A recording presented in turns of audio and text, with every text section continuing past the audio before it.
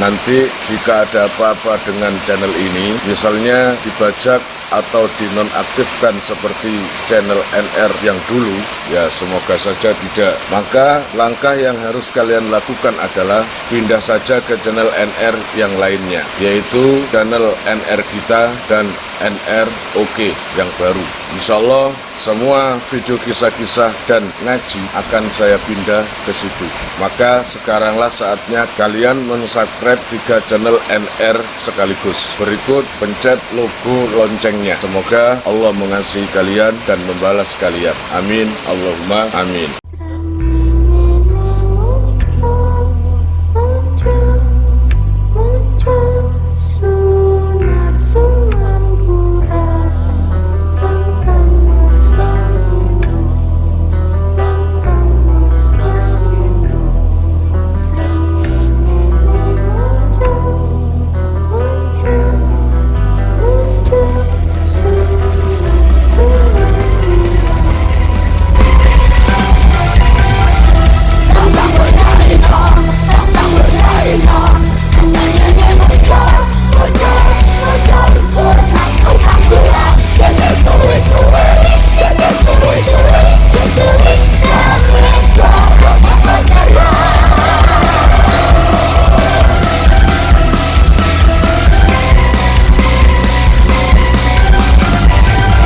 Saya ingin bisa mewariskan terhadap orang-orang YouTube semakin mencintai Allah dan Rasulnya dan mencintai kiai-kiai. Karena zaman sekarang ini zaman sudah rusak. Maka apa salahnya kalau saya ini syiar dengan berkisah, karena jalan berkisah itulah yang paling mengena. Daripada uang kene Kang, tak tuturi yo, langsung wangi lemes. Maka dari situ saya nggak sengaja, saya itu otak saya itu sering banyak cerita sejak mulai kecil. Karena sejak umur 9 tahun saya ini memang kalau ada orang berkisah tentang kiai, tentang nabi, saya paling betah. Makanya jangan heran kalau sekarang ini suka cerita. Kamu juga gitu nanti. Kamu menjadi santri sini, ngaji ke saya sering cerita, insya Allah kamu nanti bisa cerita nanti. Lupa saya ngajinya Yai, gampang, punya internet, lihat di YouTube, berkisah berapa macam kisah itu. Paling kisah yang sudah saya kisahkan di YouTube mungkin masih 20%. Ya, Bapak, masih 20%, banyak kisah-kisah yang gitu loh di pikiran ini. Makanya saya berbagi supaya kalian itu makin mencintai Allah dan Rasulnya, bisa menghormati kiai. Kiai itu bukan teman, kiai itu pembimbing. Nah, di salah satu kitab namanya Basaratul Mustafa, buah karya dari Ibnu Ja'far At-Tabari, yang dikisahkan dari sahabat Jabir bin Abdullah Al-Ansari. Sahabat Jabir ini berarti sahabat dari Madinah yang Ansor. Ansor itu berarti yang menolong orang-orang Mekah berhijrah ke Madinah. Paham? Beliau berkisah tentang siapa? Tentang putri Rasulullah. Kalau yang kemarin saya cerita Sayyidina Ali yang mengetes kedermawanan istrinya. Sekarang giliran ayahnya. Sewaktu ketika Rasulullah itu sholat seperti biasa berjamaah dengan para sahabat, ya. Rasulullah kalau berjamaah itu istiqomah. Beliau nggak pernah libur berjamaah, nggak seperti saya, nggak seperti kalian. Sewaktu ketika habis berjamaah, habis aurat, wirid-wirid, Rasulullah nggak segera pulang. Biasanya, nah makanya Allah yang ngatur ini. Biasanya baginda Nabi kalau habis sholat subuh itu menjenguk istri-istrinya yang tempatnya ada di samping masjid. Istrinya itu ada 8 di samping masjid itu. Sebenarnya istrinya 9, yang satu agak jauh, namanya Maria Al-Qibtiyah. Dia itu budak, dapat hadiah dari Raja Mesir. Orangnya cantik, ireng-ireng manis, ya enggak, cantik Sampai gara-gara ketika Maria Al-Qibtiyah dinikahi Kanjeng Nabi, heboh istri-istrinya itu. Makanya Rasulullah menjaga perasaan istrinya. Maria Al-Qibtiyah itu dibikinkan rumah sendiri yang agak jauh biar nggak ketemu sama yang muda-muda itu. Paham? Nah, itu. Nah, biasanya habis subuh itu pasti gilir. Dari yang pertama, kedua, ketiga sampai pojok, baru Rasulullah ke rumah Maria Al-Qibtiyah agak jauh. Kenapa mata Rasulullah kok sehat? Ternyata Rasulullah itu setelah diteliti, setiap pagi pasti olahraga, jalan-jalan. Pertama. Kedua, Rasulullah tidak melepaskan pandangannya ke warna-warna hijau. Apa? Warna hijau yang paling baik adalah daun-daunan. Jadi ketika ada pohon yang rindang, warna hijau, pas itu beliau berhenti, terus dilihat. Terus kemudian dilihat. Gitu ya? Dilihat. Pokoknya setiap ada pemandangan hijau. Lalu beliau ketika ada sungai yang jernih, beliau pasti apa? Memasukkan wajahnya, ngelendang. Ngerti ngelendang gak? Memasukkan wajahnya dengan mata, bukan terpejam, terbuka. Nah, di dalam air itu sambil kedip-kedip gini. Nah, tapi yang bening, kon budok motomu dadi iwak koki kon. Paham gak? Ternyata itu resep dari Rasulullah. Ringkas cerita, ketika Rasulullah itu lagi jagongan, deroan habis sholat berjamaah, habis wirid tadi, ada perempuan Yahudi yang miskin. Tiba-tiba masuk masjid karena tanya, orang Yahudi perempuan itu, siapa sih Muhammad itu? Kok tersebar di mana-mana bahwa Muhammad Rasulullah utusan Allah? Saya ingin membuktikan, kayak apa Muhammad itu? Masuk masjid dengan berwajah lesu, dengan berwajah, mulanya nek kon lesu kayak wong ngemis iku mang. Paham? Dengan berwajah lesu. Aina Muhammad? Mana Muhammad? Kata sahabat, hina. Ah, sini. Itu Muhammad Rasulullah sallallahu alaihi wasallam. Ya Muhammad. Nggih Bu, sopan nokon ngono ya apa? Hei Tamim, apa? Ngono kan? Kanjeng Nabi enggak. Ya Muhammad. Dalam Bu. Nggih, iya. Ibu ada perlu dengan saya? Iya. Ini Muhammad, saya ini orang nggak punya. Saya orang Yahudi. Karena di dalam kitab Yahudi, kitab Taurat dijelaskan bahwa Nabi penutup zaman itu adalah namanya Muhammad, dan orangnya itu penyabar, orangnya itu sangat dermawan. Dia itu ingin membuktikan. Bener nggak ini? Iya Bu, sampean ada apa? Kata orang tua itu, Muhammad, saya ini belum makan. Bukan itu saja, pakaian yang saya pakai pun cuma satu-satunya ini, lainnya nggak ada lagi. Nah, sampean Rasulullah kan? Sampean utusan Allah kan? Iya Bu. Sampean bertugas membimbing umat, bertugas mencarikan solusi untuk umat, memberikan jalan keluar untuk umat, untuk sahabat. Insya Allah Bu. Nah, solusi untuk saya apa? Gitu, jaluk kuasar. Solusi untuk saya apa? Lah, memang perempuan tadi memang orang miskin. Bukan kok orang kaya pura-pura, itu bukan. Dia itu miskin, minta sama sahabat-sahabat sama Yahudinya pelit-pelit. Paham? Makanya ingin membuktikan kalau Nabi akhir zaman itu cocok yang dikatakan Zabur, maka aku akan Islam nanti. Buat apa saya tetap Yahudi kalau teman-teman nggak ada yang suka saling menolong? Mending apa? Mending ke Rasulullah, ke Islam. Hebatnya Rasulullah waktu itu Rasulullah nggak punya duit sama sekali, nggak punya makanan sama sekali, dan Rasulullah waktu itu belum makan 3 hari. Paham? Belum makan 3 hari. Bayang no, belum makan, nggak mau ngaku ke sahabatnya, malah cangkruan. No, bahasa cangkruan ya apa sih? Malah bersenda gurau dengan sahabat. Rasulullah aja gitu, jangan sampai aku terlihat lapar. Jangan sampai sahabat berbelas kasihan padaku, karena aku punya Allah. Akhirnya Rasulullah nggak nolak, walaupun dalam kondisi nggak nolak. Ibu, kebetulan saya sendiri sekarang nggak ada uang. Saya sendiri sekarang lagi kekurangan. Gitu kata Rasulullah. Lah terus solusi saya ada? Ada. Gimana? Ayo Bu ikut. Diajak keluar masjid. Rumah Rasulullah itu kan dekat dengan masjid, berdampingan dengan masjid.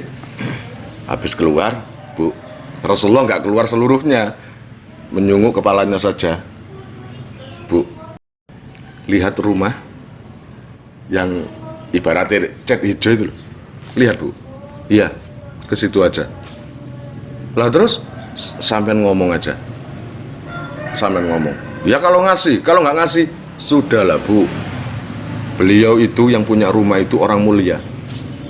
Dia juga putrinya orang mulia. Putri siapa? Nanti Ibu tahu. Nah itu ya, nanti Ibu tahu. Yakin? Yakin. Insya Allah. Ayo Ibu. Ya, monggo sampean sana. Saya tunggu di sini. Kabarnya gimana? Akhirnya Yahudi perempuan tadi ke rumah Fatimah. Assalamualaikum. Nah, kalau semalam kan sampurasun. Nah, sekarang sudah assalamualaikum, tapi beda orang kan ini. Assalamualaikum. Waalaikumsalam. Waktu itu Sayyidah Fatimah, kalau perempuan-perempuan sekarang pagi-pagi wis nyekel HP, lihat TV, duduk di kursi, yang suaminya nyiapin celana, nyiapin jas, nyiapin semuanya, yang suaminya. Tapi yang istrinya duduk di kursi dengan teriak-teriak, celananya wes apa? Di mana? Itu loh, di kamar, di pojok kanan. Oh itu dah, yang biru itu. Ya. Kaos kakinya jangan lupa ganti, bau loh. Ya. Pak, jangan lupa loh, nanti ada arisan. Aku nanti banyak teman-teman. Sama enak di kantor, saya nanti banyak teman-teman. Gimana ini? Ya Dek, sudah tak tinggali, kamu ambil aja uang di ATM. Enak kalau sekarang. Sedangkan Nyai Fatimah ketika di silaturahmi, dia diampiri oleh orang Yahudi tadi dalam kondisi sibuk. Sibuk mandiin Hasan, sibuk mandiin Husain. Terus Fatimah seperti itu, Nyai Fatimah. Nggak ada istirahatnya. Paham? Beliau itu nggak pernah nganggur, itu nggak pernah. Selalu semangat. Jadikan suamimu nanti lega punya istri kamu. Paham ya? Kalau suamimu itu nggak lega punya istri kamu, dah rugi kamu. Surga kamu tertutup nanti. Bojo kok main ceret terus gara-gara wong wedok. Paham nggak? Nah, tuh. Dibuka. Oh iya Ibu, ada apa? Dengan Fatimah tadi. Ini tadi saya habis ketemu orang disuruh ke sini. Siapa? Saya nggak tahu orangnya. Saya nggak tahu orangnya. Ibu ada apa? Kok disuruh ke sini? Iya, sampean butuh apa? Gini Nak, saya ini belum makan. Sudah hampir 2 hari ini saya belum makan. Terus sampean lihat pakaian saya ini satu-satunya. Menurut Nak Mas, menurut sampean baju ini perlu diganti apa enggak? Kata Sayyidah Fatimah, ya iyalah Bu, masa pakaian kayak gini dipakai, sudah banyak yang sobek. Nah, kalau sudah tahu jawabannya, kata orang tadi itu, saya disuruh ke sini, siapa tahu punya solusi buat saya.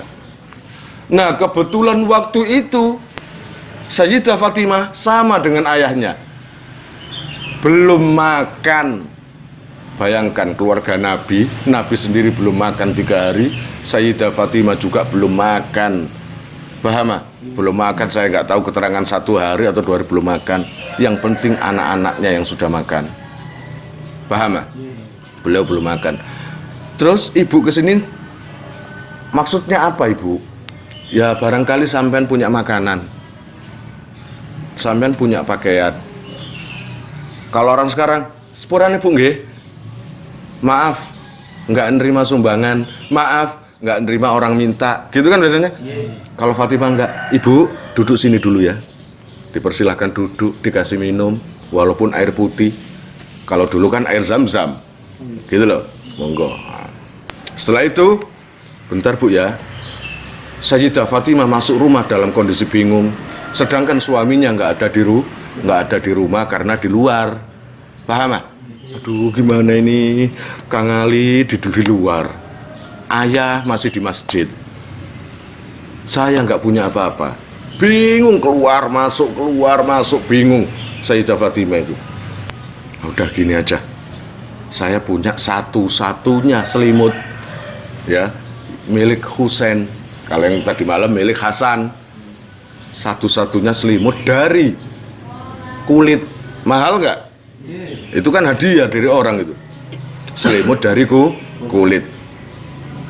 Bu, akhirnya keluar sambil bawa selimut itu tadi. Bu, mohon maaf Bu ya, saya nggak bisa ngasih yang Ibu harapkan. Cuma Bu, sampean jangan sampai keluar sini dengan tangan hampa. Minimal harus ada yang dibawa. Iya, apa nak Mas? Ini Bu, ini adalah selimut yang biasa dipakai anak saya. Ini kalau dijual, insya Allah laku. Sudah Bu, sampean bawa. Nanti sampean jual, sampean bisa makan dengan uang selimut ini. Dia ambil sama ibunya. Dilihat-lihat. Kata orang perempuan Yahudi tadi, nak Mas, nak, iya Bu, saya kesini itu minta makan. Saya kesini itu minta makan. Kalau ada uang rezeki lebih, baru saya minta pakaian. Lah terus buat apa selimut ini? Sampean nyuruh saya tidur? Atau suruh jualin? Saya ini lapar. Kira-kira nakon di apa juga ngono? Matamu dikei kakek cangkem. Mau kono ngono paling. Iku enggak. Oh ngapunten Bu, ngapunten. Maaf Bu. Bukan saya menyinggung perasaan Ibu. Wallahi enggak Bu. Wallahi enggak. Cuma ini yang saya punya Ibu. Tapi kata Fatimah, bentar Bu ya, bentar. Jadi Ibu nggak mau selimut ini ya. Saya ambil lagi Bu ya. Iya. Bentar. Dimasukkan. Nah, Nyai Fatimah bingung, apa lagi ini? Ternyata inget, iya, saya kan punya emas, kalung, simpanan. Akhirnya emas itu jalan satu-satunya. Ini adalah emas yang paling berharga, pemberian dari ayahnya, yaitu emas kalung yang dulu peninggalan ibunya Sayyidah Khadijah. Sangat berharga enggak itu? Berharga. Rasulullah aja pesan, ibaratnya ini emas peninggalan ibumu, kamu simpen. Monggo sing durung subscribe, di-subscribe rumiyin nggih. Matur suwun. Karena dalam kondisi seperti itu, akhirnya Syarifah Fatimah, kalau saya memberati emas tadi, orang itu nanti kasihan. Paham? Coba Sayyidina Umar di sepuro dosane diampuni dosanya gara-gara burung. Kemudian Rabi'atul Adawiyah menjadi seorang wali, Sultanul Aulia kanggo perempuan, lin nisa, raja wali perempuan, karena apa? Anjing dikasih air minum. Lah, masa putri seorang nabi kalah dengan mereka itu? Ya nggak lucu kan? Dilihat saja emas ditaruh di lemari pojok, ditumpuk-tumpuk, dibuka, kemudian dilihat gini, ngomong gini, Bu, ngapunten, Bu, maafkan saya. Ini kan punya ibu. Bu, maafkan saya. Bu ya, ayah, maafkan saya. Nah, akhirnya keluar, dibungkus dengan kain. Sedangkan Rasulullah ada di balik pintu, di luar, ngerungokno, dengerin percakapan anak dan orang Yahudi itu tadi. dilihat aja. Akhirnya Fatimah sambil membawa gelang tadi, mas saya, kalung tadi, Bu, saya cuma punya ini. Ibu kalau mau, udah ini bawa, sampean jual. Insya Allah laku. Aneh ya orang Yahudi itu ya.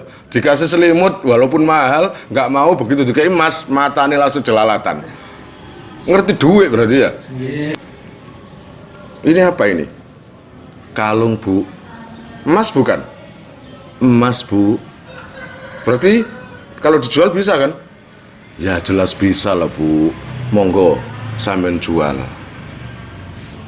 Sampean nggak pakai ini? Enggak, Ibu. Nggak berharga buat sampean. Ya berharga, Bu, tapi lebih penting sampean. Lebih penting sampean. Biar sampean itu bisa apa? Bisa makan. Tolong, Bu, terima mas ini. Rasulullah yang ada di depan pintu meneteskan air mata.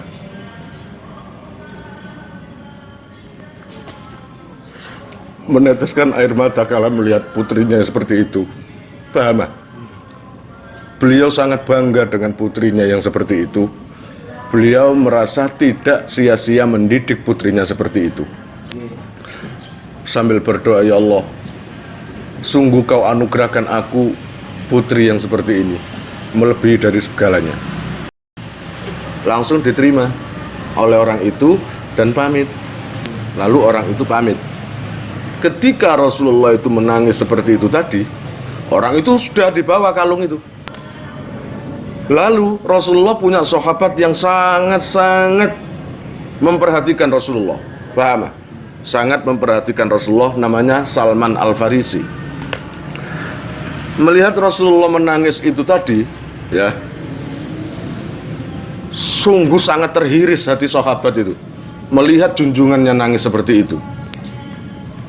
Tanya, akhirnya beliau tahu bahwa nangis Rasulullah itu terharu karena putrinya mengalahkan semuanya yang penting, mengedepankan, mengutamakan orang yang nggak punya agar masih bisa hidup. Akhirnya sahabat Salman Al-Farisi suatu ketika nututi itu membuntuti perempuan itu tadi. Di mana rumahnya? Gitu. Ketika tahu rumahnya, perempuan itu, oh ini rumahnya. Langsung segera menemui Rasulullah. Ya Rasul, saya tahu betul panjenengan menangis. Saya tahu betul. Kalau nggak salah, apakah betul karena putri panjenengan mengasihkan kalung istri panjenengan yang tua, Syarifah Khadijah, diberikan sama orang itu? Iya. Ya Rasul, mohon terima bakti saya pada sampean. Apa Salman? Saya ada rezeki ya Rasul. Saya ingin menebus emas itu. Bolehkah ya Rasul? Kamu nggak keberatan Salman? Kenapa Rasulullah nggak keberatan ditolong oleh Salman? Karena Rasulullah sendiri merasa berat dengan kalung peninggalan istri tercintanya yang nggak ada dicintai kecuali Syarifah Khadijah. Bahkan nanti di surga Rasulullah ditawari bidadari, Rasulullah menolak. Nggak ada yang paling cantik kecuali istriku Khadijah. Itu adalah bukti cinta yang luar biasa Rasulullah pada istrinya. Ya sudah Salman, kalau memang kamu ada rezeki, nanti tak kembalikan. Iya Rasulullah, saya berangkat sekarang. Gitu. Begitu berangkat, Bu, ya, betul sampean ini yang kemarin dikasih kalung sama perempuan itu, yang di samping masjid itu. Iya. Bu, kemarin dijual berapa? Dijual sekian, saya jual sekian. Iya Bu, saya boleh nggak menebus? Gitu. Ada yang nawar Bu, belum dijual. Ada yang mau nawar beli sekian. Ya udah Bu, boleh nggak saya beli? Gitu, boleh nggak saya beli? Saya dibeli berapa? Kalau di kitab Basaratul Mustafa menyebutkan 20 dinar terus 100 dirham. Emang kenapa sih? Wong kalung sudah diberikan kok mau ditebus? Akhirnya ceritakan, Bu, tahu nggak ibu kemarin itu ke siapa?